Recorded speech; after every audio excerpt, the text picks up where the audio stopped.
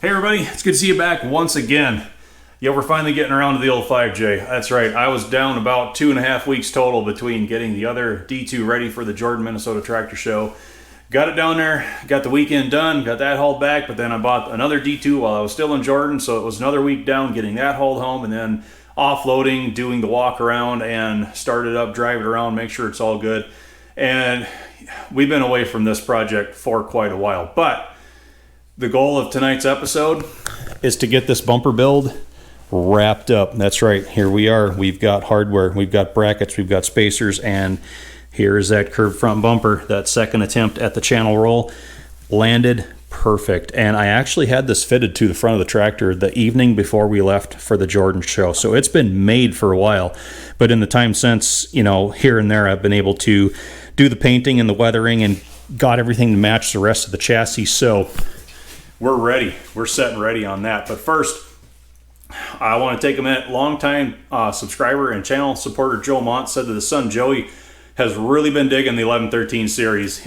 Said he's probably one of my most faithful viewers and just likes everything about, the build, the nuts, the bolts, the Caterpillar stuff, driving around, the tractors, the noise, the dust, all the stuff that we all think is cool, right? So wanted to send a shout out to Joey.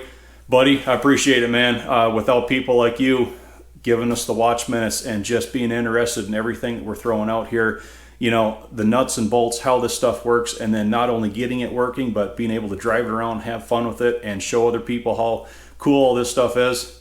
Joey, buddy, appreciate it. So this episode is for you. Now, let's say we get that bumper put on, shall we? I'm ready. Let's do it. All right, before we put any pieces on, we go back to the parts manual because we've built everything according to this schematic so far. There's no need to skip a step at this point. So right off the end of my finger, you can see this cutout in the bracket. So they show you this item back behind. You follow the arrow out. It says quantity 10, a 2B7557 Cork. That's right. What they did, and I think you know where this is going. What they did was cork every threaded hole in the side iron that was not needed for the bracket that fixes the bumper in position. Just kind of helps to protect all the threads, keep that stuff from getting too rusty, too dirty. Let's plug them. All right, so we only need these two holes, that one, and those two. So these two have to get plugged, they're not used. This one is not used, and both of the furthest out ones are not used either. So I just seat those corks as far as I can, and then carefully with the utility knife blade just shear off the excess. There's always a little bit that sticks out, so of course they usually zip right off until I turn the camera on. It's all right, we'll get it. There we are. Grab another one, and we're nice and flush right there. And repeat, and repeat. Might as well sink that one in, we'll get one more. Put that guy in place as long as we're at it. Alright. I like to make sure they're really in there. Just take that blade and just, there, we cut that one. Zip the excess off, make them nice and flush. Little detail things like this. Nobody's ever going to see these corks in after the brackets are on, but I'll know they're there. Very good. And we've corked the necessary holes on the other side, so it's time for the side bracket that holds the bumper on, and each side bracket needs a 1/4 inch thick spacer that goes beneath it. It's all in the book right here. We'll get into that in a minute. Right now I want to point out the bolts that are going to hold the side bracket on.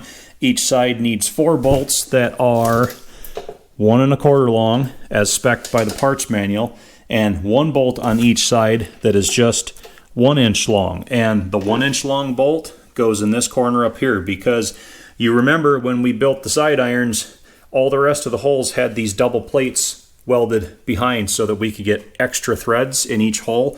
except for these top two holes here and here, because they were already so close to that radiator shell. So we just have single 3/8 thickness right there of the side iron. We don't have the double layer like the rest. So that's why that short bolt has to go up here. Otherwise, one that's too long could run in far enough to hit either the shell or the side panel, depending on which one of those holes you used. So we'll throw those brackets and spacers on, and then I'll explain why the need for the spacers. Okay, we line all that up. And the spacers have all of the same holes that the side irons do, because in case these would be used with something other than this bracket, you need to have through hole options available to pass bolts into any one of those threaded spots.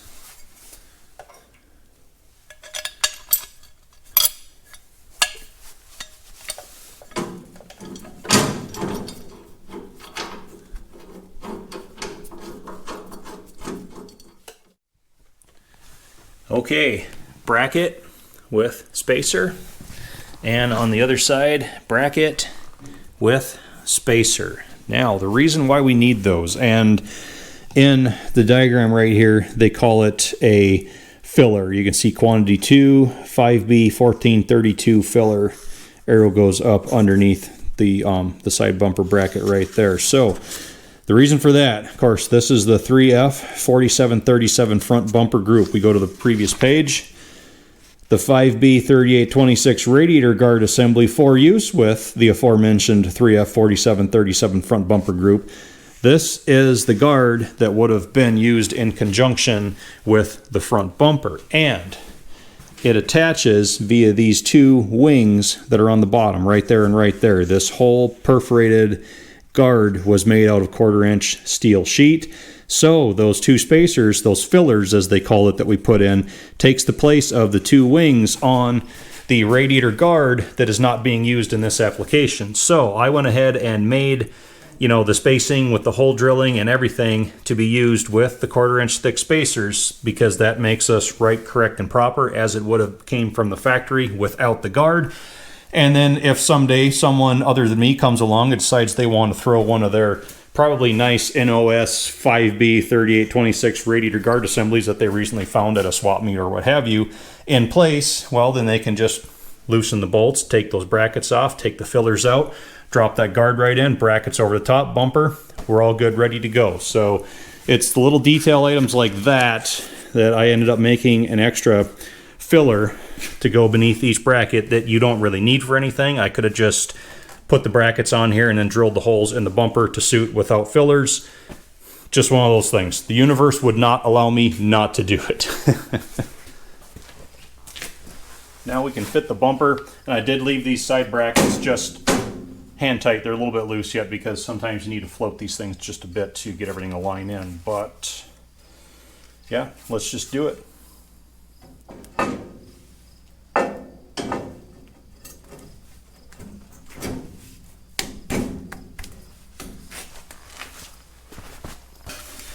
And 2 bolts on the top, 2 bolts on the bottom, 4 each side. So the bolt comes up from the bottom, and then we have the channel wedge as illustrated in the parts manual. And first step is to throw the lock washer on the floor. That's very important. Do not skip that one.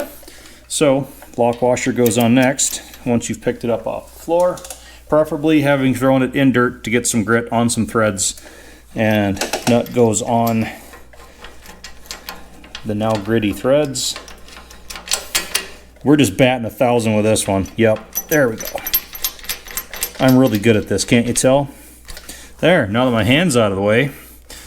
Bolt, channel wedge, lock washer, and nut. Let's see if we can do the same one just as uncoordinated like. That's going way too easy. Let's see if I can keep my hand out of the way for this one. That's somewhat better.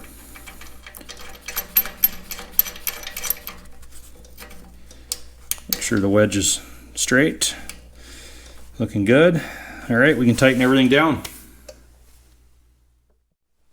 All right, first view.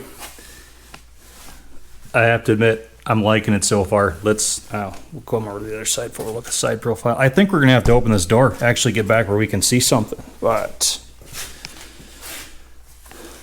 honestly, I'm liking that side profile view. We've got that good sweep out to the leading edge.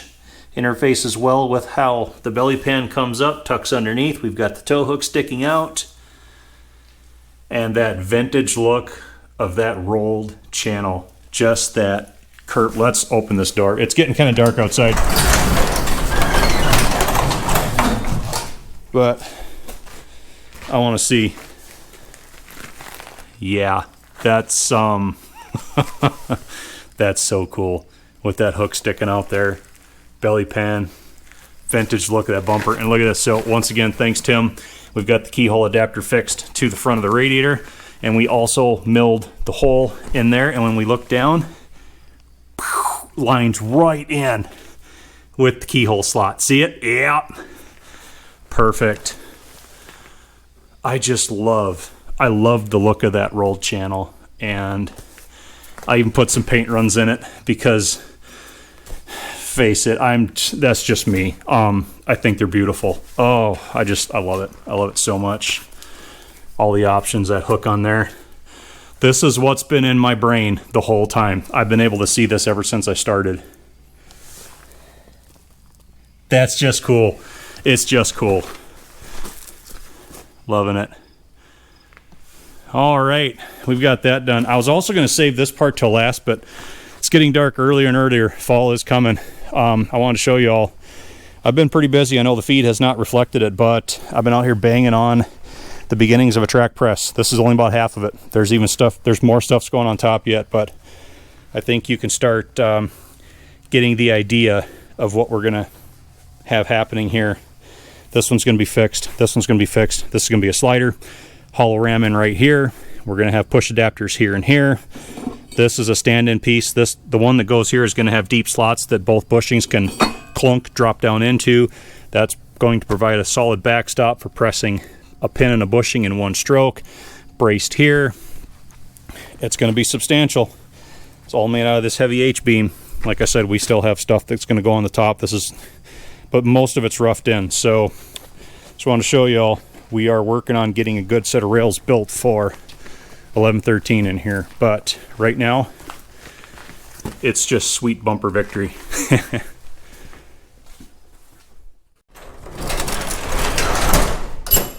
All right, so with the bumper done, and well, we kind of did the track press build in progress walk around that I was going to save till the end, but it's about dark 30 already. So the last thing I wanted to address with 1113 is temperature gauge. So, you know, I've had this kind of part store generic one in here ever since we did, let's see if I can dig it out here. There we are, ever since we did the test run, and it works very well, but it's not anything near what, all right, one-handed, we're just doing awesome tonight. It's not anything near like the original gauge face should be. It's not even one that would look right in the dash next to our original oil pressure gauge, and of course we have the original sylph and fuel pressure gauge in it.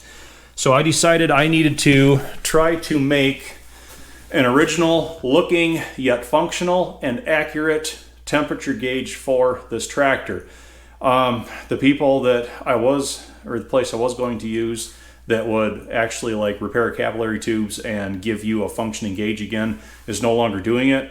And I don't have any other trusted contacts out there that I would send an old vintage gauge to. So I cooked up kind of a Frankenstein unit between the new Caterpillar replacement modern gauge that is a bottom pivot needle, where I think I can use the capillary tube and some of the housing and mechanism from that. I shouldn't say mechanism, but the housing and tube for sure. And then use the mechanism from the old central pivoting dial large face gauge, original coolant temp gauge was in 1113, and maybe make it work. Let me show you where we are. We're kind of about halfway through that job, but I think I'm onto something. Okay, I got you all fixed up on the pole. So the original temperature gauge was in 1113, was pretty rough. I don't have much of it left intact. This was the original housing, and you can see the glass face and the chrome bezel. And well, it was the old capillary tube and capillary band setup that actually fed the back of the housing. You see the hole right there. So the tube and the band went in the bottom, and of course, these tubes, I believe, are filled with an inert gas under a vacuum and then soldered to the band. So you can see the tiny pinhole in the center of the tube corresponds with that tiny pinhole in the bottom of the band. And of course, the band was soldered pinhole over pinhole like that, so that when the inert gas reacted in the tube from the sensing bulb heating up as the engine got warm, it would actually expand out this capillary band and cause it to like twist out or want to straighten itself out like that. And in turn, which I've got most of the mechanism of the old gauge inside this new housing by now, but this capillary band was attached to this small little dog bone link that I'm pointing to right here, okay? And then that link, as the band pulled it, would actually work this geared quadrant, which was on a pinion that had the needle. We have the little wound return spring in there. So as that band flared out, it caused the needle to move through that geared mechanism. But I don't have anyone that can repair the old capillary tube and band. So what I did was bought the new CAT replacement gauge equivalent for the part number for the old D3400 coolant temp gauge. We're looking at a 200-5222. $100 gauge that I just hacked right apart. So I'll move this off to the side for now. I'll use this other gauge that I had in another D2 for a while. You can see there's some paint overspray on it. It's a once used gauge, but it's the exact same modern CAT replacement as this one that I have heavily altered, and I'll show you how easy they are to take apart. So the glass and the bezel are just like crimped over the housing. So get behind there and uncrimp the bezel. That and the glass comes off, and I think that's actually plastic. It's not glass anymore anyway. But once you get the bezel and the glass out, then the gauge face will come out. When the camera's off, they just fall out. Give me a second here. There we go. It can be withdrawn from the needle base because it's slotted on the bottom right there. So the way these gauges work, these new ones, and I've already got the mechanism, the pivot mechanism detached from this one, but you can see where I've drilled out 4 staked over tabs that hold that little plate in the base. And so you have the sensing bulb that goes in the engine. When this heats up, it increases the pressure in the tube. The tube then acts upon this button that's in the center of the gauge right here and starts pushing the button out. The button pushes on this little wire right here, and once you take the mechanism out, it becomes really evident. So the button will push on this portion of the wire that has a dog leg in it, kind of like the throw of a crankshaft, okay? So when the button pushes on the wire will pivot, and it's bent down here at the bottom where it acts upon the needle. So the button comes out as the engine heats up, and it just pushes the needle across. So it's a pretty simple mechanism, really. So I decided I think I can do something with this. Basically, I discarded the bottom pivot needle portion and just used this wire right here that has that leg on the bottom to interface with the dog bone link that's at the bottom of the mechanism out of the original gauge. And I turned this aluminum sleeve with all the appropriate cutouts milled in it to create room for the arm and the dog bone link and the rack. And I'll show you what's actually happening here now. So if I take this needle off, there we are.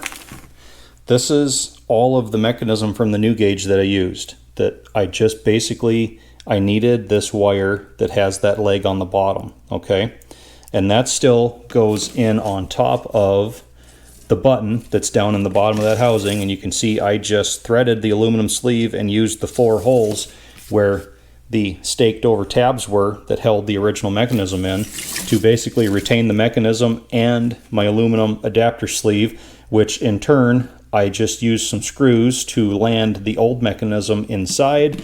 I attached the dog bone link to that leg right here, okay, that acted upon the old needle, so that when you drop this sensing bulb in some hot water, it still works that needle or that wire just the same, but now the wire pulls on the dog bone link that the old capillary band used to pull on, and it actuates the needle of the gauge. Let's see if I can get in here. I don't want to hurt the needle where it is, but it actually has quite a long sweep. You can get more than, you can get well more than 180 out of it. It's right about there is about what you get. And it's not an ideal sweep compared to the old one, but I did throw this sensing bulb in a pan of hot water with a cooking thermometer in it, and referencing the gauge as it sits right here, here's my effective temperature sweep that is accurate. So it starts at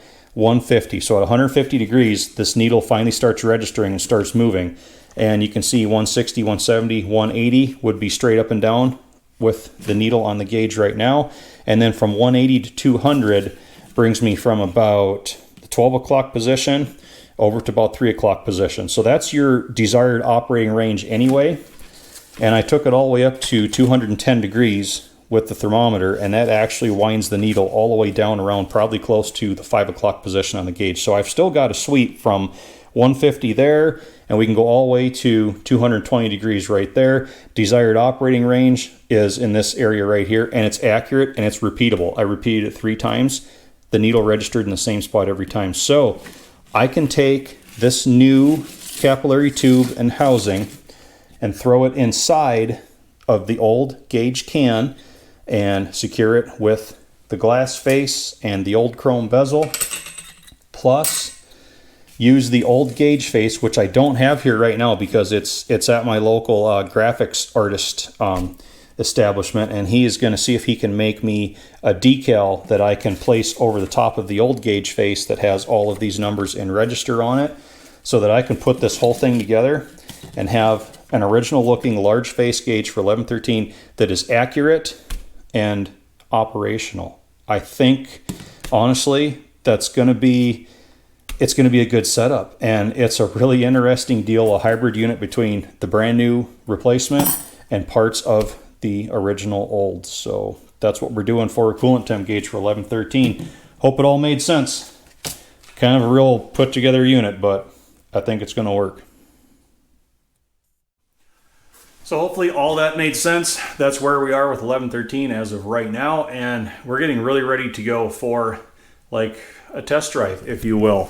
I was able to finish off the weathering on the air cleaner top. We got a new glass jar in there. Used the clamp and the band off my grandpa's old cat. That was an NOS air cleaner top I sourced from Florin. It used to be black. I took care of the black paint, saved most of the original screened on Donaldson decal, and was able to weather it. I also weathered the pipe that came from the air cleaner through the dash because that was all bare metal because of when we had the air cleaner part and resoldered and repaired all that, so I got that matching a little bit better. And okay, hood's in place. Top cover's in place. I do need to find some bolts to hold that on, but it's all weathered in. I'm still working on the decal stuff, but exhaust pipe. I went to my local exhaust shop the other day. I had a couple of them made up, so give you the rundown on that. So the first one is the standard length 26.5 inch long Cat D2 pipe. We weren't very prepared, but it goes on just like that. Now, the reason I had 2 of them made, the standard length one, when the cab is fitted, is going to have the outlet really close to being on the same level as the top of the overhang on the front of the cab. So that's the 26.5. I also had them make a 30 inch long pipe, just a bit longer, that when placed on is going to put that outlet just above the top surface of the cab. I'm not sure if I'm going to need that, but that option is available in case I do. We're going to start out with the standard length version because of course this is going to be an open station tractor with the regular open station seat at first. That's going to do just fine. Only other thing I have for y'all is this on the floor right here. At the Now Then show last weekend, my buddy John says, hey, I got something for you. That is an original belt drive generator that would tap off of this secondary flange on the belt pulley, or on the crank pulley, for a J series D2. Of course, with a generator now, I've got the bracket. We can potentially fit a battery and wiring and lights onto the cabs. So things are moving along. You've got the full update on 5J1113. Like I said, there's been a lot of stuff going on behind the scenes. Hasn't really made the feed, but a lot of stuff is happening. And I think the next time you see this tractor, I think we're going to try to drive it. So exciting. Who's texting me now? Exciting times. Sorry, I got to do it. Who is it? Kyle Crest. Okay, you made it on again. You just seeking attention now or what? I'm not sure. Anyhow, I better go. Kyle's getting chatty. Thanks for watching, everybody. And yeah, we'll see if we can make some smoke next time. Tune in for that.